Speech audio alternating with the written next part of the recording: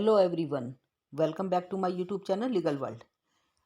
As in the series of Transfer of Property Act, I have discussed various topics concerning the transfer of property. मैंने इससे संबंधित कुछ topic discuss किए थे. In the previous video I have discuss with the essential conditions for the valid transfer. इससे पहले वाली जो वीडियो थी उसके अंदर मैंने कुछ असेंशियल कंडीशन के बारे में बताया है, तो जो कहीं ना कहीं प्रॉपर्टी को ट्रांसफर करने के संबंध में जरूरी है. Today I will discuss with the one more concept. मैं इसके आज जो डिस्कस करने वाली हूँ, आज मैं उसी से संबंधित मैं उन प्रॉपर्टीज़ के बारे में डिस्कस करने वाली. What properties can not be transferred. क्या आप जानते हैं कि कुछ ऐसी प्रॉपर्टीज़ भी होती है जिनको ट्रांसफ़र नहीं किया जा सकता. तो सबसे पहले मैं उसी जो पहले वाली जो वीडियो है उसका एक क्विक रिवीजन लेते हुए इसी को मैं कंप्लीट करूँगी. जैसा कि मैंने आपको बताया था कि if we want to transfer a property, यदि हम किसी भी प्रॉपर्टी को ट्रांसफर करना चाहते हैं तो there are certain essential conditions. यहाँ पे कुछ उसके लिए असेंशियल कंडीशन बताई गई है. जैसा कि मैंने आपको बताया था कि transfer must be between the two or more living persons. जब भी आप किसी प्रॉपर्टी को ट्रांसफर करते हैं तो according to section 5 of the transfer of property act, transfer must be between the two or more living person. जब भी आप ट्रांसफर प्रॉपर्टी एक्ट को अप्लाई करना चाहेंगे तो वहाँ पे जो प्रॉपर्टी है यदि वो लिविंग पर्सन्स के बीच में ट्रांसफर हो रहा है तभी आपका transfer of property act apply होगा. सेकंड मैंने आपको बताया था प्रॉपर्टी मस्ट बी ट्रांसफरेबल. ये जरूरी है कि ट्रांसफर ऑफ प्रॉपर्टी एक्ट को अप्लाई करने के लिए जरूरी हो जाता है कि वो जो प्रॉपर्टी जिसको आप ट्रांसफर कर रहे हैं वो प्रॉपर्टी ट्रांसफरेबल होनी चाहिए as per section 6 of the transfer of property act. तो सेक्शन 6 के अब बात करता है कि the property must be transferable. जो प्रॉपर्टी है this means any kind of property may be transferred except certain. मतलब यहाँ पे जब आप बात करते हो प्रॉपर्टी को ट्रांसफर करने की तो जनरली हर तरह की प्रॉपर्टी को ट्रांसफर किया जा सकता है एक्सेप्ट सर्टेन सेक्शंस. जैसे कि मैंने आपको बताया था सेक्शन 6 के क्लोज ए से लेकर क्लोज यदि आप देखते हैं तो सेक्शन 6 के क्लोज ए से लेकर क्लोज आई तक यदि आप देखते हैं तो कुछ आपके ऐसी प्रॉपर्टीज़ का डिस्कस किया गया है, ऐसे प्रॉपर्टी के बारे में जानकारी दी गई है जिनको आप ट्रांसफ़र नहीं कर सकते. तो आप उनको छोड़ के बाकी जितनी भी प्रॉपर्टी होंगी वो ट्रांसफरेबल होंगी. If we talk about the third condition that is the transfer must not be. जो ट्रांसफर आप कर रहे हैं जो जिस भी प्रॉपर्टी का उसका जो ट्रांसफर है that must not be oppose to the nature of the interest. ये जरूरी है कि वो नेचर ऑफ द इंटरेस्ट के द्वारा मतलब अपोज ना किया जा रहा हो. That here the transfer must not B for unlawful object और अनलॉफुल कंसीडरेशन. जो ट्रांसफर किया जा रहा है उसका ऑब्जेक्ट भी अनलॉफुल नहीं होना चाहिए, इवन कंसीडरेशन भी अनलॉफुल नहीं होनी चाहिए. जैसा कि आपने सेक्शन 23 पढ़ा होगा इंडियन कॉन्ट्रैक्ट एक्ट का, तो section 23 of the Indian contract act says that the property must not be transferred where the object is unlawful or the consideration is unlawful. जहाँ पे किसी भी प्रॉपर्टी को ट्रांसफर करने का जो उद्देश्य है यदि वो अनैतिक है, अनलॉफुल है या फिर उसका कंसीडरेशन अनलॉफुल है तो वो ट्रांसफर कभी भी वैलिड ट्रांसफर नहीं माना जाता. और इसके अलावा ये कहा गया है कि सेक्शन 23 ये भी कहता है कि जहाँ पे प्रॉपर्टी का जो ऑब्जेक्ट है वो अनलॉफुल तभी माना जाएगा. कब माना जाएगा? If it is forbidden bye the law. यदि वो कानून के द्वारा उसको कहीं ना कहीं बाधित किया गया है, कानून के द्वारा फॉरबिडन है, या फिर if it is of such A nature that it effects the provision of any law. कहने का मतलब ये कि यदि वो कानून के किसी भी प्रोविजन का उल्लंघन कर रहा है, यदि वो ट्रांसफर कानून के किसी भी प्रोविजन का उल्लंघन कर रहा है तब भी वो ट्रांसफर नहीं माना जा सकता. इसके अलावा if the transfer is fraudulent, यदि वो ट्रांसफर फ्रॉडलेंट है या इट इन्वॉल्व और implies the injury to the person और the property of the other. यदि उस ट्रांसफर की वजह से किसी दूसरे व्यक्ति को कोई नुकसान पहुंच रहा है या इंजरी पहुंच रही है तो वहां पे भी वो ट्रांसफर कभी भी नहीं माना जाता. तो ऐसा माना जाता है कि the court treats it as immoral. यदि कोई कोर्ट किसी भी ट्रांसफर को इमोरल समझती है और अपोज टू पब्लिक पॉलिसी समझती है तब भी वो ट्रांसफर कभी भी वैलिड नहीं माना जाता.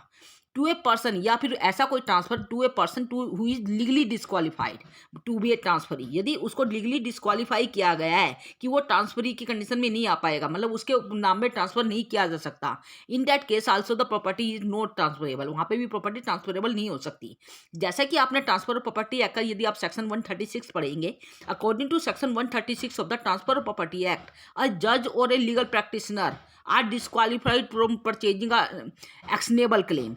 क्या आप जानते हैं कि जो जज वगैरह होते हैं या जो लीगल प्रैक्टिशनर होते हैं जिस प्रॉपर्टी के संबंध में यदि कोई क्लेम चल रहा होता है नेचुरली वो उन प्रॉपर्टी को कभी भी खरीद नहीं सकते.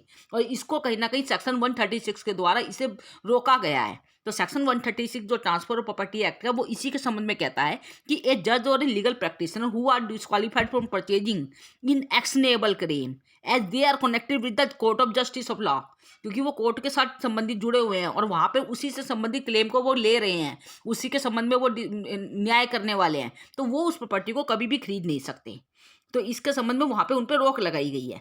तो कहने का मतलब यदि किसी भी व्यक्ति को लीगली डिस्क्वालीफाई किया गया ट्रांसफर होने के लिए तो वहाँ पे भी प्रॉपर्टी का ट्रांसफर नहीं किया जाएगा। तो यहाँ पे मैंने ट्रांसफर होने के लिए कुछ कंडीशन मैंने आपको बताई है कि ट्रांसफर लिविंग पर्सनस के बीच में होना चाहिए, प्रॉपर्टी ट्रांसफरेबल होनी चाहिए एज पर सेक्शन 6। इसके अलावा जो ट्रांसफर है वो अपोज टू पब्लिक पॉलिसी या मतलब डिस्क्वालीफाइड बाय लॉ नहीं होना चाहिए।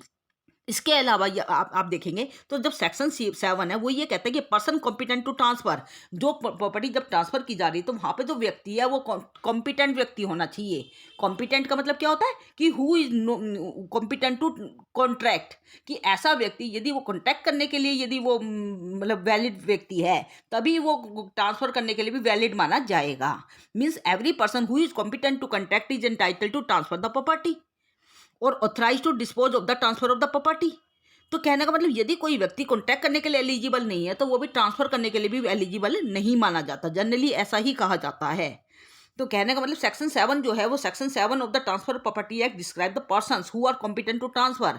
सेक्शन 7 जो है टीपी एक्ट का वो ये बताता है कि कौन व्यक्ति कॉम्पिटेंट टू ट्रांसफर माना जाएगा। जैसे कि आपको पता है कि कॉम्पिटेंसी के लिए आपको पता है कि both the party should be major, जो पार्टीज है वो मेजर होनी चाहिए, they must have attain the age of majority. इसके अलावा they must be of sound mind, वो अनसाउंड माइंड की होनी चाहिए, वो साउंड माइंड की होनी चाहिए। तो he must be of sound mind as any contract by a person of unsound mind is always void. कोई भी कॉन्ट्रैक्ट यदि किसी अनसाउंड माइंड व्यक्ति के द्वारा किया जाता है तो वो वाइड माना जाता है। A person can be authorised by the title holder to dispose of the property under the power of attorney. यदि वो पावर ऑफ अटॉर्नी के द्वारा यदि उसको डिस्पोज ऑफ करने के लिए एलिजिबल ठहराया गया है, उसको पावर दी गई है, नेचुरली वो भी प्रॉपर्टी को ट्रांसफर कर पाएगा। तो ये मैंने आपको कुछ ट्रांसफरेबिलिटी की कंडीशन बताई थी, जहाँ पे असेंशियल कंडीशन जो आपको ध्यान रखनी है, जो जिसके लिए आप सेक्शन 6, 7 और ये आपको ध्यान रखनी है। सेक्शन 6 के साथ में 5, 6 और 7 ये जो 3 सेक्शन है वो असेंशियल कंडीशन बता रहे हैं कि जहाँ पे प्रॉपर्टी को आप ट्रांसफर कर सकते हैं। कि इसके अलावा जो मैं आज डिस्कस करने वाली वो दैट इज सेक्शन 6। जैसे दैट मेरे आप यहाँ पे जो टाइटल लिख रखा है ट्रांसफरेबल प्रॉपर्टी, जनरली यही कहा जाता है कि every kind of property is transferable. Generally आप क्या कहते हैं कि जितने भी प्रॉपर्टीज होती है वो ट्रांसफरेबल होती है, except those which are provided by the TP act by और by any other law for the time being in force. यदि किसी भी प्रॉपर्टी को ट्रांसफर प्रॉपर्टी एक्ट के द्वारा या किसी एग्जिस्टिंग स्टैट्यूट के द्वारा उसको ट्रांसफर करने से रोका जा रहा है, उसके अलावा जितनी भी प्रॉपर्टी होंगी वो ट्रांसफरेबल होंगी। तो यहाँ पे कौन सी ऐसी प्रॉपर्टी है जिनको ट्रांसफर नहीं किया जा सकता? What property can not be transferred under the transfer of property act? यदि हम इस क्वेश्चन को लेते हैं तो इसके संबंध में हम ये कहेंगे कि there are certain exceptions which are provided by the section 6 clause A to section 6 clause H of the transfer of property act. तो सेक्शन 6 क्लोज ए से लेकर जब आप देखेंगे सेक्शन 6 क्लोज एच जो ट्रांसफर ऑफ प्रॉपर्टी एक्ट का है उसके that deals with the exceptions, वहाँ पे कुछ एक्सेप्शन बताई गई है which here there are describe certain property which can not be transferred. यहाँ पे कुछ ऐसी प्रॉपर्टी के बारे में जिक्र किया गया है जिनको आप ट्रांसफर नहीं कर सकते। तो सबसे पहले हम डिस्कस करते हैं सेक्शन 6 क्लोज ए। जब आप सेक्शन 6 क्लोज ए की बात करते हैं तो that provides about the chance of here apparent और द स्पेस सक्सेशन। सबसे पहले आपको यह पता होना चाहिए कि स्पेस सक्सेशन होता क्या है, हियर अपेरेंट किसे कहते हैं, क्या मतलब। It can be explain by taking the example. हम इसको एक एग्जाम्पल के थ्रू बताते हैं। A family consisting of the father and the son, मान के चलो एक फैमिली है, उसके अंदर फादर एफ है और सन एस है, और मान के चलो जब तक वो फादर जिंदा है प्रॉपर्टी के मालिक कौन रहेंगे, फादर रहेंगे, और जब जिस दिन फादर एक्सपायर होंगे वो प्रॉपर्टी ऑटोमेटिकली सन के नाम में ट्रांसफर हो जाएगी। तो क्या आप ये सोचते हैं कि भी वहाँ पे जो यदि सन ये चाहे कि फादर के जीते हुए उस प्रॉपर्टी को किसी व्यक्ति को ट्रांसफर कर दे तो क्या ये पॉसिबल है? नेचुरली ये वो पॉसिबल नहीं है, बिकॉज सन जो है वो जब तक एलिजिबल नहीं माना जाएगा जब तक कि फादर एक्सपायर नहीं होंगे। नेचुरली कि सन के नाम में प्रॉपर्टी तभी ट्रांसफर होगी जब वो फादर एक्सपायर हो जाएंगे। तो कहने का मतलब ये कि सन उससे पहले जो सन का जो यहाँ पे जो इंटरेस्ट है ना, जो सक्सेसन है वो स्पेस सक्सेसन कहलाएगा।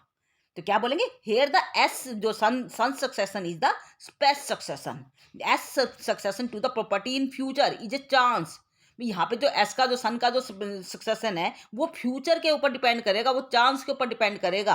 That depends upon the two main reasons. आप यहाँ पे देखते हैं कि जो एस का जो इंटरेस्ट है प्रॉपर्टी के अंदर वो दो मेन रीजन पे डिफेक्ट मतलब कहीं ना कहीं अराइज होगा। Number one, if F is the owner of the property, जैसे कि आपको पता है कि एफ ओनर है प्रॉपर्टी का, ही मे सेल भी, यदि एफ चाहे, यदि फादर चाहे तो उस प्रॉपर्टी को सेल कर सकता है, उसको डिस्पोज ऑफ कर सकता है, बेच सकता है इन एनी मैनर जैसे वो चाहे। परंतु यदि वो ये कहे कि भी, या फिर फादर ये कर सकता है कि फादर उसके अपने बेटे के संबंध में कोई विल बना दे, वसीयत बना दे अपने जीते जी। तो यदि फादर को ऐसा लगता है he can make a will in someone's other favour, ऐसा भी तो हो सकता है कि फादर जरूरी थोड़ी कि वो अपने बेटे के नाम में ही विल बनाएंगे, ऐसा भी तो हो सकता है कि फादर अपने जीते जी किसी और के नाम में विल वसीयत कर दे। तो it may be possible that the father can make a will to some other favour, है ना। Eventually nothing will be left. अब ऐसी कंडीशन में यदि उन्होंने ऐसा कर दिया फादर ने, तो वहां पे तो सन के पास कुछ बचेगा ही नहीं। तो ये तो पहला चांस हो गया कि यदि एफ खुद अपने जीते जी अपनी प्रॉपर्टी को सन के नाम पे करते हैं, या तो ये पॉसिबिलिटी है। दूसरी पॉसिबिलिटी मैंने आपको क्या बताई है कि ऐसा भी हो सकता है कि जो फादर है वो अपने जीते जी अपने बेटे को प्रॉपर्टी ना देना चाहते हो, वो किसी और व्यक्ति के नाम में वसीयत बना जाए। और यदि वो उन्होंने किसी और नाम में वसीयत बना दी, नेचुरली कि there will be nothing left with the S, वहां पे सन के साथ कुछ नहीं बचेगा। सेकेंडली आप क्या कहेंगे, if the son S dies, कुछ कई बार ऐसा भी तो हो सकता है कि सन ही मर जाए। If the son S dies during the lifetime of his father, तो यदि ऐसा होगा फिर क्या होगा। तो यहाँ पे दो कंडीशन आपको देखने को मिलती है, यदि एफ जिंदा रहते हुए क्या कर सकता है और सन मतलब यदि सन मर जाए तो क्या होगा, नेचुरली है। तो hence if the S transfer that property, मान के चलो एस जो है आप उस प्रॉपर्टी को ट्रांसफर कर देता है during the lifetime of his father, जब तक उसके फादर जिंदा हैं वो अपनी प्रॉपर्टी को ट्रांसफर कर देता है, एस प्रॉपर्टी को ट्रांसफर कर देता है जो उसके फादर से बिलोंग करती है। तो यहाँ पे आप कहेंगे if the S transfer that property during the life time without consent of his father, मतलब फादर की कोई कंसेंट नहीं लेता वो बंदा, और फादर की कंसेंट के बिना ये वो प्रॉपर्टी यदि किसी व्यक्ति को ट्रांसफर कर देता है, in that case such transfer will be wide ab initio. इस तरह का जो ट्रांसफर जो एस के द्वारा किया गया है अपने फादर की प्रॉपर्टी का और फादर की कंसेंट के बिना, नेचुरली वो जो ट्रांसफर किया जाएगा that will be wide ab initio, वो शुरू से ही उसकी कोई वैल्यू नहीं होगी, and is expressly prohibited by the act. वहां पे कहीं ना कहीं कानून के द्वारा इस तरह का जो मतलब जो ट्रांसफर है उसको कहीं ना कहीं प्रोहिबिट किया गया है। इसको हम कहते हैं स्पेस सक्सेशन। तो ये सेक्शन 6 क्लोज ए जो है वो स्पेस सक्सेशन को ट्रांसफर करने से रोकता है। इसके संबंध में आप एक केस लॉ भी दे सकते हैं, मैं आपको उसको एक केस लॉ भी बता देती हूँ। मान के चलो यहाँ पे मैं केस लॉ का नाम बताती हूँ, official assignee Madras versus Sampath Naidu. Case का नाम मैंने आपको बताया, official assignee Madras versus Sampath Naidu. This was the case of 1933 of the Madras high court. ये 1933 का केस है जो मद्रास का केस था। तो यहाँ पे इन this case it was held at, यदि आप इस केस के संबंध में डिसीजन की बात करते हैं तो इस केस के अंदर ये कहा गया था, ये a mortgage executed by the heir apparent is void. यदि कोई भी मोर्टगेज यदि किसी हियर अपेरेंट के द्वारा यदि वो एग्जीक्यूट की जाती है, हियर अपेरेंट मतलब जैसे मैंने यहाँ पे तुम्हें फादर और सन का संबंध बताया था, यहाँ पे जो सन है वो हियर अपेरेंट है क्योंकि वो अभी मालिक नहीं हुआ है जब तक फादर जिंदा है, तो he is the only here apparent. तो दिस मीन्स यदि किसी भी हियर अपेरेंट के द्वारा कोई भी मोर्टगेज डीड एग्जीक्यूट की जाती है तो वो जो डीड है वो वाइड होगी, ऐसा इस केस के अंदर कहा गया था। Even if he subsequently acquires the property, हो सकता है कि उसके बाद उसे वो प्रॉपर्टी उसके नाम में आ जाए, नेचुरली कि यदि फादर चाहे तो या फादर की डेथ हो जाए तो उसके नाम में वो प्रॉपर्टी आ सकती है।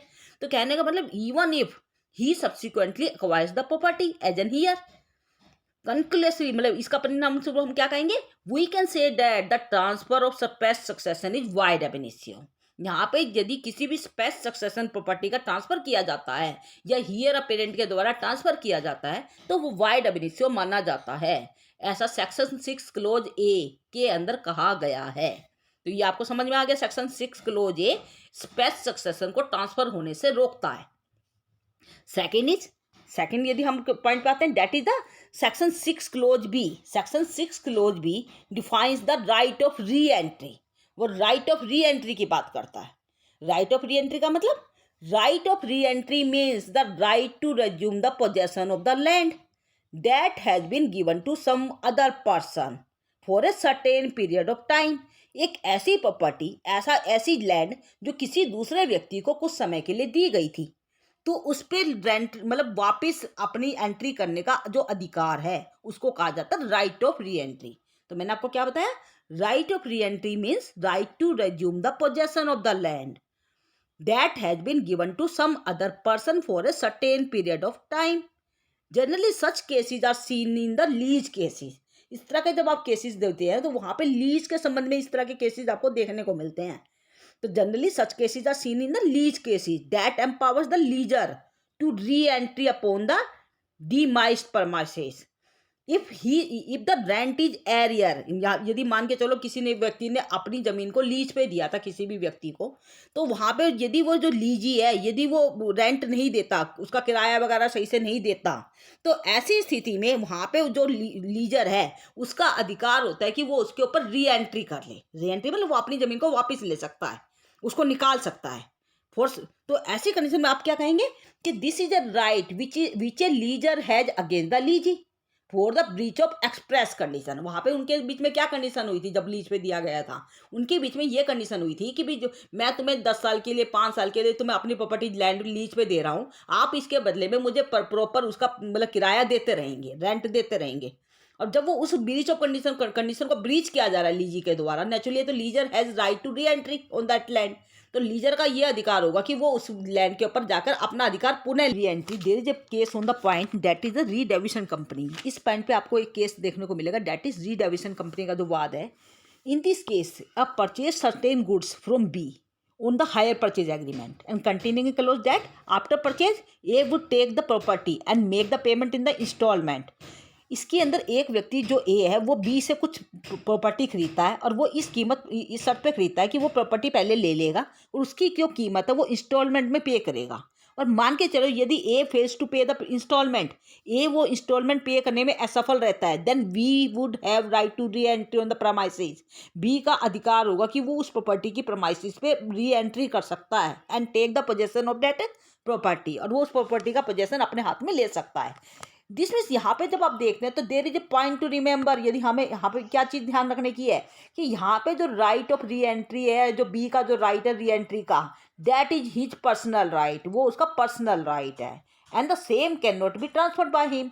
और वो जो राइट है बी का वो उसको दूसरे व्यक्ति को ट्रांसफर नहीं कर सकता in case he transfer the right of re entry to his creditor. मान के चलो वो अपना राइट ऑफ री एंट्री अपने क्रेडिटर को ट्रांसफर कर देता है, तो ऐसी स्थिति में वो जो एग्रीमेंट वो करेगा, जो भी एग्रीमेंट किया जाएगा, दैट वुड बी वाइड, वो वाइड होगा। तो this means right of re entry can not be transferred and then if such an agreement is made then it would be void, वो वाइड होगा। तो इसी के संबंध में आप देखेंगे थर्ड जो आपकी जो प्रॉपर्टी है दैट इज सेक्शन 6 क्लोज सी। तीसरा जो राइट आपका आता है दैट इज 6 क्लोज सी, जिसको हम कहते हैं right of easement. Right of easement का मतलब क्या होता है? ईजमेंट का मतलब होता है कि easement means an interest in land owned by the another that entitles his holder to a specific limited use और enjoyment. This means generally an easement is a right. यदि आप ईजमेंट के मतलब समझना चाहते हैं तो ईजमेंट का मतलब क्या होता है? ईजमेंट एक ऐसा अधिकार है that is given to someone's land, जो किसी की दूसरे की जमीन को यूज करने का अधिकार आपको दिया जाता है। तो this means easement is a right to use someone's land for specific purpose, for the purpose of which is to provide the beneficial enjoyment. जिसका मेन आपका जो पर्पज रहता है वो कहीं ना कहीं बेनिफिशियल इंजॉयमेंट रहता है लैंड का। जैसे कि आप ले लो, मैं आपको एग्जांपल के थ्रू बताती हूँ। जैसे आपने देखा होगा राइट ऑफ पैसेज, मतलब एक ही मान के चलो एक कोई कॉलोनी है जिसके अंदर 5 या 6 फ्लैट एक जगह पर लगते हैं और उसका जो राइट ऑफ पैसेज होता है वो कॉमन होता है। आपने देखा होगा रास्ता कॉमन होता है उन सभी फ्लैट्स में जाने का। तो नेचुरली कि वो जो राइट ऑफ पैसेज है that is the right of easement of all the owners of that, मतलब वो जो फ्लैट जो उनके मालिक होंगे उनका एक राइट ऑफ ईजमेंट, वहाँ पे जो राइट ऑफ पैसेज होगा वो कॉमन होगा उन सबके लिए। तो वो जो कहलाता है राइट ऑफ ईजमेंट। तो that is use for certain specific purpose. इसका मतलब जो राइट ऑफ पैसेज है वो एक स्पेसिफिक पर्पज के लिए यूज किया जा रहा है। और क्योंकि वो इंजॉयमेंट ऑफ लैंड के पर्पज से यूज़ किया जा रहा है केवल, उसको आप यदि चाहें तो उसको डिलीवर नहीं कर सकते, उसको आप ट्रांसफ़र नहीं कर सकते राइट ऑफ ईजमेंट को। तो this purpose of easement include the principle of profit. इस तरह से आप देखेंगे तो प्रिंसिपल जो ईजमेंट का जो राइट है वो एक तरह से प्रॉफिट, कहीं ना कहीं प्रॉफिट होता है उसके अंदर शामिल। As an easement confers no proprietary right. यहाँ पे जो ईजमेंट है, जैसे मैंने यहाँ पे राइट ऑफ पैसेज बताया, या right to dry clothes on the roof of the shop or house. भी आपने देखा होगा कि एक ही मतलब एक बिल्डिंग के अंदर 5 से 6 फ्लैट हैं और उस 5-6 फ्लैट के अलग अलग मालिक है। मान लीजिए पहले फर्स्ट फ्लोर पे ए रहता है, सेकंड फ्लोर पे बी रहता है, थर्ड फ्लोर पे सी रहता है, और उनकी रूफ एक कॉमन रूफ है। तो all these owners A B and C are having the common right to share the roof for drying the clothes. तो वहाँ पे जो ए बी सी जितने भी ओनर हैं उन फ्लैट्स के, उन सबका एक कॉमन राइट है उस रूफ को यूज़ करने का, जहाँ पे वो अपने कपड़े सुखाने के लिए उसको यूज़ कर सकते हैं। तो that is the right of easement. और जो राइट ऑफ ईजमेंट है that confers no proprietary right of its owner. यहाँ पे जो ईजमेंट है वो कहीं ना कहीं प्रोप्राइटरी राइट कभी भी कन्फर नहीं करता उसके ऊपर। It can not be transferred apart from the land itself. वहाँ पे उस राइट ऑफ ईजमेंट को कभी भी ट्रांसफर नहीं किया जा सकता। जैसे कि आप एग्जांपल लीजिए, the right of certain villagers to pass in another tank can not be transferred. भाई मान के चलो कई सारे गाँवों के लिए, गाँव वासियों के लिए एक बाथ वो बना दिया गया, बाथ टैंक बना दिया गया है। तो वो बाथ टैंक केवल उन्हीं विलेजर्स के लिए यूज़ किया जाएगा। यदि उनमें से कोई विलेजर ये चाहे कि मेरा जो बाथ टैंक मतलब जो बाथ टैंक है वो मैं किसी और को ट्रांसफ़र कर दूँ, तो that then he can not do so. वो ऐसा नहीं कर सकते। तो this means right of easement can not be transfer. Right of easement transfer नहीं किया जा सकता। जैसे कि आपने देखा होगा कि right to dry clothes over the flat. कोई फ्लैट होता है तो उसके ऊपर कपड़े सुखाने का आपका अधिकार होता है, उसकी रूफ के ऊपर जाने का। तो that is the right of easement and easement can not be transferred. वो जो ईजमेंट है उसको ट्रांसफर नहीं किया जा सकता apart from the dominant heritage to which the nature of the right is also attach. तो इस तरह से आप देखेंगे right of easement is can not be transferred, उसको ट्रांसफर नहीं कर सकते। ये सेक्शन 6 क्लोज सी के अंदर आपको इसके ऊपर रेस्ट्रिक्टेड राइट डाला गया है। If you talk about the section 6 clause D, यदि हम 6 क्लोज डी की बात करते हैं, that deals with the interest restricted in its enjoyment. Means restricted interest किसे कहते हैं? A person can not be transferred anything which is in which interest is restricted by enjoyment in itself. क्या मतलब कि मान के चलो कोई ऐसा इंटरेस्ट है जो रेस्ट्रिक्टेड है एक इंजॉयमेंट तक। जैसे अपने एग्जांपल मैं आपको देती हूँ, मान के चलो कोई पुजारी है कोई मंदिर के अंदर, और उस पुजारी का पूजा करने का अधिकार है उस मंदिर के अंदर, और क्या वो पुजारी अपने अधिकार को किसी दूसरे व्यक्ति को ट्रांसफर कर सकता है? क्योंकि वो जो राइट है, जो पुजारी का राइट है, that is restricted interest to himself. वो केवल उस तक ही रेस्ट्रिक्टेड है। He can not transfer that interest to the another person. वो उस राइट को दूसरे व्यक्ति को ट्रांसफर नहीं कर पाएगा। इसी तरह से आप विडो के राइट का, मेंटेनेंस का राइट ले लीजिए कि यहाँ पे क्या कहोगे, right of window under the Hindu law. मान के चलो विडो को, कोई विडो है, कोई विधवा है, और उसको उसके पति से मेंटेनेंस का अधिकार है। तो क्या वो विधवा जो है, वो जो विडो है, क्या वो अपने मेंटेनेंस का राइट किसी और व्यक्ति को ट्रांसफर कर सकती है? No, she can't transfer because that right of the maintenance of that women is his her personal right, क्योंकि वो उस वोमेन का अपना पर्सनल राइट है। तो that can not be transferred. तो these interest are known as restricted interest. ऐसे जो इंटरेस्ट होते हैं उनको रेस्ट्रिक्टेड इंटरेस्ट कहा जाता है। And there is restriction on the transfer of such type of restricted interest. इस तरह के जो रेस्ट्रिक्टेड इंटरेस्ट होते हैं उनके ट्रांसफर पे एक तरह से रिस्ट्रिक्शन डाली गई है, उनको ट्रांसफर नहीं किया जा सकता under the section 6 clause D of the transfer of property act. इसके लिए आपको कौन सा सेक्शन अप्लाई होगा, आपको ध्यान रखना है, section 6 clause D restricted interest को ट्रांसफर करने से रोकता है। यदि आप रेस्ट्रिक्टेड इंटरेस्ट की बात करते हो तो रेस्ट्रिक्टेड इंटरेस्ट के अंदर कुछ राइट, जैसे मैं बता देती हूँ आपको कौन कौन से इंटरेस्ट डाल सकते हैं। जैसे कि आप ले दो सर्विस टेन्योर, आप ट्रांसफर नहीं कर पाएंगे। रिलीजियस ऑफिस, जैसे मैंने अभी आपको बताया कि कोई मंदिर के अंदर आपको पूजा का अधिकार है तो वो आप उसको ट्रांसफर नहीं कर सकते। Right of preemption can not be transferred. इसके अलावा आप लेंगे emoluments attach to the proprietary office. कोई आपका मतलब प्रीस्ट वगैरह से संबंधित कोई ऑफिस है जो पुजारी वगैरह से संबंधित, उससे संबंधित जो अमोल्यूमेंट्स आपके साथ जुड़ा हुआ है वो आप उसको अटैच मतलब उसको ट्रांसफर नहीं कर सकते। तो these are the certain interest that comes under the category of restricted interest.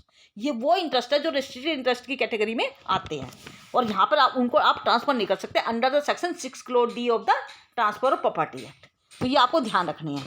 इसके अलावा आप नेक्स्ट आप ले जाइए सेक्शन 6 क्लोज डी डी मतलब डबल डी। तो section 6 clause D deals with the right of future maintenance. वो राइट ऑफ फ्यूचर मेंटेनेंस को ट्रांसफर करने से रोकता है। सेक्शन मैंने आपको बताया section 6 clause D for dog D double D. तो right of future maintenance is solely for the personal benefit of the person to whom it has been granted.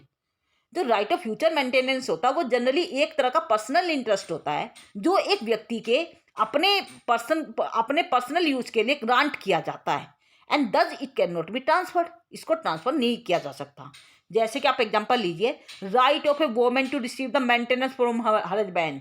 एक वोमन का अधिकार है कि वो अपने हस्बैंड से मेंटेनेंस ग्रांट कर सकती है अंडर द डिक्री, या जो एक कोर्ट के द्वारा डिक्री अवार्ड की गई है उसके अंडर वो मेंटेनेंस को ले सकती है। तो वो जो मेंटेनेंस का अधिकार उस वोमन का जो अधिकार है that can not be transfer to any another person. यदि वो दूसरे व्यक्ति को ट्रांसफर करना चाहे तो वो ट्रांसफर नहीं कर सकती। इसे धूपनाथ वर्सेस रामचरित्र के नाम से केस है। धूपनाथ वर्सेस रामचरित्र के नाम से केस है 1832 का। तो यहाँ पर आप इस केस का मतलब ब्यौरा यहाँ पे दे सकते हैं। वो इसी से संबंधित था कि जिसके अंदर एक वोमेन के ऊपर कहीं ना कहीं उसको एक हिस्सा दिया गया था उसके हस्बैंड के मरने के बाद, और वो वसीयत के थ्रू दिया गया था। तो ये कहा गया था वो जो वोमेन को उसके वसीयत के थ्रू उसको जो हिस्सा दिया गया है, शेयर दिया गया है, that is her personal right. वो उसका पर्सनल राइट है and she has no right to transfer such right. वो उस राइट को ट्रांसफर नहीं कर सकती। तो इसके संबंध में आपको मैंने बताया section 6 clause D that restrict the right of future maintenance from transference. मतलब वहां पे जो है फ्यूचर मेंटेनेंस का जो अधिकार होता है आप उसको ट्रांसफर नहीं कर सकते। इसके अलावा आप नेक्स्ट पे आइए, that is section 6 clause E. Section 6 clause E defines the mere right to sue। mere right to sue और actionable claim can not be transferred। Section 6 clause E ये कहता है कि यदि आपको किसी पे वाद करने का अधिकार है या फिर एक्शनेबल क्लेम का अधिकार है, मतलब किसी के खिलाफ क्लेम करने का अधिकार है, एक्शन लेने का अधिकार है, तो ऐसे राइट को आप ट्रांसफर नहीं कर सकते। तो right to sue is a personal right. जैसे कि आपको पता है कि जो राइट टू स्यू होता है, राइट टू वाद करने का जो अधिकार होता है, वो आपका पर्सनल राइट है। That is attached with the ownership of the property. भाई नेचुरली कि आपकी प्रॉपर्टी पे किसी ने कब्जा कर लिया और आपका अधिकार है कि आप उस प्रॉपर्टी के जिसने कब्जा किया आप उसके खिलाफ वाद ला सकते हैं। तो वो जो वाद करने का आपका जो अधिकार है, केस लाने का जो अधिकार है, that is your personal right. वो आपका पर्सनल राइट है and that can not be severed from it. उसको उससे अलग नहीं किया जा सकता। It is based on the principle of public policy to prevent the multiplicity of the suits. ये कहीं ना कहीं रोका गया मल्टीप्लिसिटी ऑफ द सूट की वजह से कि भी पब्लिक पॉलिसी के आधार पर कि यदि ऐसे वाद करने का अधिकार यदि ट्रांसफर होने लग गया ना तो वहां पे कहीं ना कहीं जो लिटिगेशन है उसको एक तरह से अब्यूज हो जाएगी वहां पर। And the objective is mainly to prevent the abuse resulting from the trafficking of the litigation. यदि इसी तरह से लिटिगेशन का हम ट्रैफिकिंग करने लग गए, एक व्यक्ति से दूसरे व्यक्ति को ट्रांसफर करने लगे, भी मैं वाद नहीं कर सकता तो मेरी जगह तुम वाद कर दो, तो नेचुरली कि वहां पे क्या होगा, एक तरह से there will be the abuse of the litigation. वहां पे एक तरह से वो कोर्ट का मजाक बन के रह जाएगा, लिटिगेशन का मजाक बन के रह जाएगा। तो mere right to sue can not be transferred. तो ऐसी स्थिति में आप क्या कहेंगे, जो मियर राइट टू स्यू होता है, जो कहीं ना कहीं वाद करने का जो अधिकार होता है, वो उसका पर्सनल राइट होता है and that right can not be transferred. वो ट्रांसफर नहीं किया जा सकता। The right to refer to a right to damages arises both out of contract as well as the tort. जैसे कि आपको बताएगी तो भी आप कोई मुकदमा फाइल करने का अधिकार होता है, जो सिविल सूट होते हैं जनरली या तो वो कॉन्ट्रैक्ट की कैटेगरी में आपने देखे होंगे या फिर टोर्ट्स की कैटेगरी में देखे होंगे, जहां पे आप डैमेजेस क्लेम कर सकते हैं किसी भी व्यक्ति से। तो it is incidental to the transfer of another right. भाई कहीं ना कहीं वो मतलब वहां पे जो वो उसका जो मेन है वो जो राइट है जो उसको क्लेम करने का, वो उसका पर्सनल राइट होता है, वो उसको ट्रांसफर नहीं किया जा सकता। एक मान के चलो, मैं आपको एक एग्जांपल देती हूँ। ए commits N assault on B. मान के चलो ए ने कोई असल्ट किया बी के ऊपर, तो B has the right to sue A. तो बी के पास अधिकार है कि वो ए के ऊपर मुकदमा फाइल कर सकता है, but B can not assign this right to सी।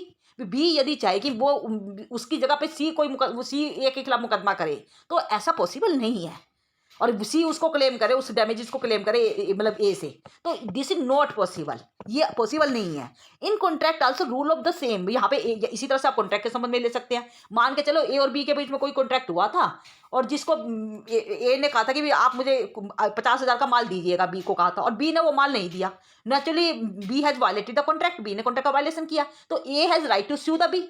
ए के पास अधिकार है कि वो बी के ऊपर मुकदमा फाइल कर सकता है। In case of violation of the contract A has the right to sue. तो बट ए का जो राइट है that is his personal right and that right can not be transfer to another person. यदि A कहे कि मैं मेरी जगह सी क्लेम करे उस मतलब जो डैमेजेस को बी से, तो ऐसा पॉसिबल नहीं है। तो इन केसेज ऑफ टोर्ट, क्या वो टोर्ट के मुकदमे हो या फिर वो कॉन्ट्रैक्ट के मुकदमे हो, in both the cases damages मतलब क्लेम करने का जो अधिकार होता है वो एक तरह का पर्सनल राइट होता है and that right can not be transfer. तो this mean mere right to sue can not be transfer under the section 6 clause E.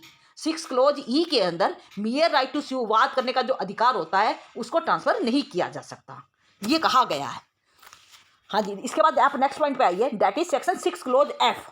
6 close F बताता है आपको पब्लिक ऑफिस के बारे में। Public office can not be transferred. Section 6 close F says that public office can not be transferred. अब public office का मतलब क्या है? What public office means someone who has been appointed to discharge a public duty। मान के चलो किसी भी व्यक्ति को एक गवर्नमेंट ऑफिस पब्लिक ड्यूटी पर रखा गया है, मतलब गवर्नमेंट एम्प्लॉय बनाया गया है, उसको उसके लिए अपॉइंटमेंट दी गई है, तो वहाँ पे जो उसकी जो राइट है वो उसका पर्सनल राइट है, जिसको अपॉइंटमेंट दी गई है नेचुरली है। तो to discharge public duty in this case receive a salary in form of money is the his personal right. उस व्यक्ति का जिसको मतलब अपॉइंटमेंट दी गई है उसको सैलरी लेने का पूरा अधिकार है। यदि वो ये कहे कि सैलरी वो उसके स्थान पर कोई और व्यक्ति लेना शुरू कर दे, उसको और किसी व्यक्ति के नाम में ट्रांसफर होनी शुरू हो जाए, तो ऐसा पॉसिबल नहीं है। तो यहाँ पे क्या कहेंगे कि that is his personal right, वो उसका पब्लिक ऑफिस का जो राइट होता है वो पर्सनल राइट होता है and that right can not be transferred, उसको ट्रांसफर नहीं कर सकते। तो यहाँ पे आप क्या कहेंगे, ए public office or a salary of the public office before or after it has become payable, चाहे वो उसकी पेएबल थी या नहीं थी, मतलब पेएबल हो गई तब भी और पेएबल यदि होने वाली है तब भी, दे कैन नॉट बी ट्रांसफर, उसको ट्रांसफर नहीं किया जा सकता। तो that is restricted interest under the section 6 close F. 6 close F के अंदर पब्लिक ऑफिस का जो राइट है उसको रेस्ट्रिक्ट किया गया है। यदि इसके बाद हम नेक्स्ट राइट की बात करते हैं, that is the section 6 clause G. F के बाद 6 क्लोज जी आता है जिसके अंदर स्टाइपेंड एंड पेंशन की बात की गई है। स्टाइपेंड एंड पेंशन क्या किसे कहते हैं, क्या आप जानते हैं? आपको पता है कि जो पेंशन होता है, pension is like a salary, it is a sum of money payable to the government employee. Government employee जो एक्स सर्विसमैन है, जो गवर्नमेंट जॉब के अंदर व्यक्ति होते हैं, जितने भी गवर्नमेंट जॉब करते हैं और वो एक्स जब जॉब छोड़ देते हैं, जो या जॉब से रिटायर हो जाते हैं, तो वो एक्स सर्विसमैन कहलाते हैं। और जो एक्स सर्विसमैन होते हैं ना, उनको जनरली आप देखते हैं पेंशन दी जाती है। तो वो जो पेंशन होती है ना, वो उस व्यक्ति का पर्सनल अधिकार होता है, आपको पता है ना, that is his personal right. तो pension is like a salary, it is the sum of money payable to the government employee, to an ex serviceman or to a person who has been ceased to be in the employment, जो employment से अलग हो चुका है। यदि हम बात करते हैं स्टाइफंड्स या फंड्स की, स्टाइफंड्स किसे कहते हैं आप जानते हैं? Stipends are guaranteed to the military, naval or air force officers. जितने भी मिलिट्री, नावल ऑफिसर्स या एयर फोर्स ऑफिसर्स होते हैं, इनको जो जैसे गवर्नमेंट एम्प्लॉय को सैलरी मिलती है ना, जैसे गवर्नमेंट एम्प्लॉय को आप पेंशन मिलती है, सिमिलरली आप जितने भी मिलिट्री, नेवल या एयर ऑफिसर्स, इसके ऑफिसर्स होते हैं, तो एयरफोर्स के ऑफिसर, इनको पेंशन की जगह पे स्टाइफंड दिया जाता है। तो आप इस तरह से वर्ड याद रखिएगा। तो पेंशन एंड स्टाइफंड्स, यहाँ पे जो मैंने आपको पेंशन बताया, ये जो स्टाइफंड्स बताया, they can not be transfer, उनको ट्रांसफर नहीं किया जा सकता। It can not be transfer by will, इनको विल के द्वारा भी आप ट्रांसफर नहीं कर सकते। It can be executed only in respect of any मतलब एनी ऑफ द स्टेट। तो इसको आप मतलब कह सकते हैं they are restricted interest under the section 6 clause G. ये 60 इंटरेस्ट के अंदर आते हैं, सेक्शन 6 क्लोज जी के अंदर। तो ये आपको ध्यान रखना है। तो ये आपको मैंने बताया था 6 क्लोज जी। इसके बाद आप आ जाते हैं section 6 clause H. Section 6 clause H किसके बारे में बात करता है? Section 6 clause H defines about the nature of interest. Nature of interest का मतलब क्या होता है? Anything that opposite to the nature of interest affected can not be transferred. ऐसा कोई भी इंटरेस्ट जो कहीं ना कहीं नेचर के विपरीत हो, प्रकृति के विपरीत हो, यदि उसका ट्रांसफर करना प्रकृति के विपरीत जाता है, तो ऐसी प्रॉपर्टी को आप ट्रांसफर नहीं कर सकते। Thus the things which are dedicated to the public or religious use can not be transferred. भाई ऐसी प्रॉपर्टी जो कहीं ना कहीं पब्लिक यूज के लिए वो की गई है, उसको ट्रांसफर कभी भी नहीं किया जा सकता। तो उसको that comes under the category of restricted interest under the section 6 clause H. तो 6 क्लोज एच के अंदर वो रेस्ट्रिक्टेड इंटरेस्ट के अंदर आते हैं। मैंने आपको सेक्शन 6 क्लोज ए से लेकर 6 क्लोज आई तक वो सब इंटरेस्ट बताए हैं जिनको ट्रांसफर नहीं किया जा सकता। तो मैं एक छोटा सा रिवीजन ले देती हूँ इसी को ही। मैंने आपको 6 क्लोज ए से शुरू किया था। 6 क्लोज ए के अंदर मैंने आपसे कहा था स्पेस सक्सेशन को ट्रांसफर नहीं किया जा सकता, या जो अपेरेंट जो ओनर है, जो मतलब जो वास्तव में ओनर नहीं है, यदि वो ओनर नजर आ रहा है और उसके द्वारा भी प्रॉपर्टी को ट्रांसफर नहीं कर सकते। ये मैंने आपको बता दी, हियर अपेरेंट के द्वारा या स्पेस सक्सेशन को ट्रांसफर नहीं किया जा सकता सेक्शन 6 क्लोज ए के अंदर। दूसरा मैंने बताया सेक्शन 6 क्लोज बी के अंदर right to re entry can not be transfer. Right to re entry को ट्रांसफर नहीं किया जा सकता। जो उसका राइट जो होता है वो पर्सनल राइट होता है एक व्यक्ति का, री एंट्री का। इसके अलावा सेक्शन 6 क्लोज सी के अंदर मैंने आपको बताया राइट ऑफ ईजमेंट, जो एक पर्सनल जो यूज का अधिकार था, एक प्रॉपर्टी को किसी हिस्से को स्पेसिफिक पर्पस के लिए यूज करने का अधिकार था, वो केवल उस ओनर का अपना पर्सनल राइट था, उसको आप ट्रांसफर नहीं कर पाएंगे, आप उसको ट्रांसफर नहीं कर सकते। That is restricted interest under section 6 clause C.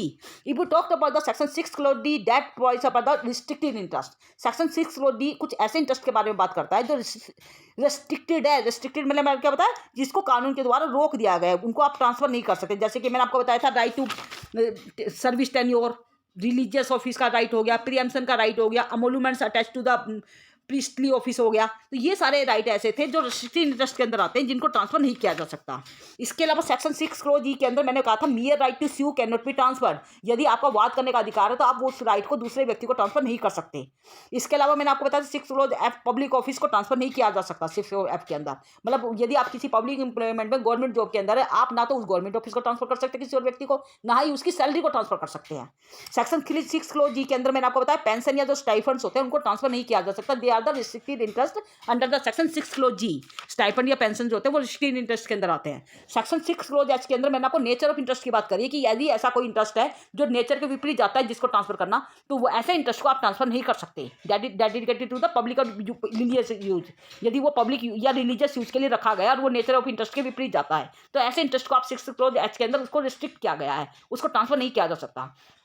And the last section 6 clause I के अंदर मैंने आपको बताया कि statutory provision on the transfer of interest. यदि कोई ऐसा इंटरेस्ट है जिसके ऊपर स्टैट्यूटरी प्रोविजन लगाया गया है, कानूनी रूप से रोक लगाई गई, उसको ट्रांसफर नहीं किया जा सकता। जैसे कि मैंने बताया एक tenant have untransferable right to occupy the मतलब occupancy can not be transfer. कि एक टेनेंट जो कोई मकान का किराएदार होता है, उसका एक रिस्ट्रिक्टेड इंटरेस्ट होता है कि वो जिसके अंदर किराए पर रह रहा है उसको एक अपने तरीके से यूज करे, जैसा कि मकान मालिक ने कहा है। यदि वो उसको गलत तरीके से यूज करता है या उसके ऊपर कहीं ना कंस्ट्रक्शन करने की कोशिश करता है, तो that is the restricted interest, वो उसको मतलब वो कर नहीं पाएगा। और यदि वो टेनेंट ये कहे कि मेरी जगह में आज मैं मकान किराए पे मेरे पास है और मैं किसी और को किराए पे दे दूं, तो ए अपनी जगह पर वो बी को नहीं रख सकता किराए पर। ये नहीं कह सकता कि मैंने किराए पे लिया था, मैं अपनी जगह बी को किराए पे दे रहा हूं, तो दिस इज नॉट पॉसिबल। वो मकान के मालिक की रजामंदी उसे लेनी ही पड़ेगी। तो दी ज्यादा ऐसे इंटरेस्ट है जो स्टैट्यूटरी प्रोविजन कहीं ना कहीं डाली गई है, वहां पे मकान के मालिक की रजामंदी उसको लेनी पड़ेगी। मान के चलो ए ने कोई लैंड बी को लीज पर दी है और बी ये कही कि मैं अब ए की रजामंदी के बिना वो किसी सी नाम के व्यक्ति को लीज पे दे दूं, तो इट इज नॉट पॉसिबल। वो पॉसिबल नहीं है, because it is restricted interest to the B. वो बी तक ही रेस्ट्रिक्टेड है, वो उसको ट्रांसफर नहीं कर सकता। तो 6 क्लोज आई स्टैट्यूटरी प्रोविजन की बात करता है। तो ये मैंने सारे के सारे वो इंटरेस्ट बताए हैं which are restricted by the law, जो कहीं ना कहीं कानून के द्वारा रेस्ट्रिक्टेड है under the transfer of property act section 6 clause A to 6 clause I. These are the comes under the category of properties which cannot be transferred. ये उन प्रॉपर्टीज की बात करते हैं जिनको ट्रांसफर नहीं किया जा सकता। If you have any doubt, then you must go down in the comment section. And don't forget to like, share and subscribe this channel for the further update. Thank you.